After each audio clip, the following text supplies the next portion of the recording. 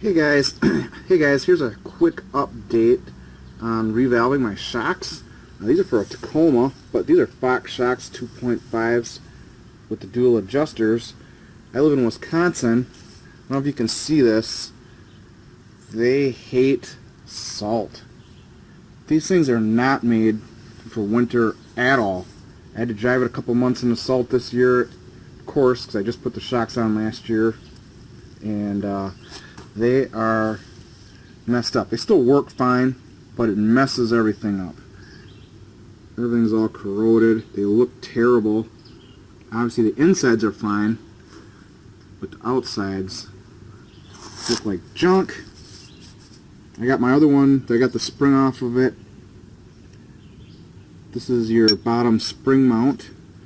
And this is your little piece in there. You can see it's getting all corroded. If you live in the northern states or where they have salt, if you have to daily drive this and you have this apart, if you ever take it apart, you should grease all this stuff up. If you put a ton of grease on there, that'll protect it from the salt. Just sprays aren't going to help. I sprayed a clear coat on here. You can see the anodized part doesn't look terrible. I sprayed these with clear coat. Those held up. The steel didn't. Anything that's steel just will rust instantly. These things are made for the desert, not for daily use.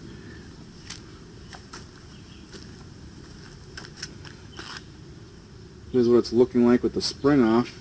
The problem is to revalve these, you have to pull this piece off, and look how corroded that is. These shocks are almost a year, I think they're just a year old right now.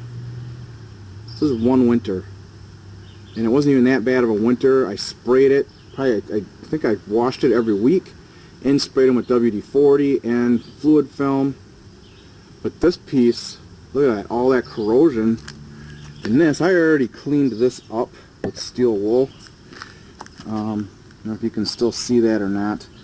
This piece was seized in here. I had to lock it in the vise and hammer this. Look at my little adjuster already. And hammer that thing out. It would not come out. These are supposed to be just snug. These are supposed to just pop right off. This piece is just supposed to slide right out. Now after soaking it in WD-40, it'll at least move down a little bit. I don't really know how I'm going to get it out. I may have to use nitrogen and pop it out. I don't know. But you can, I don't know if you can see the corrosion. But this is on here, and this gap isn't sealed. So what happens is, even just that little bit of salt, somehow it's working its way in this cap and getting in there. This seal's fine, but it's getting under this cap, getting down in that groove, and then getting all in here. This piece is corroded. This is seized up. This is seized up. It's moving now, but it's not really coming out like it's supposed to. So yeah, if you have Fox shocks, you have to grease all this stuff.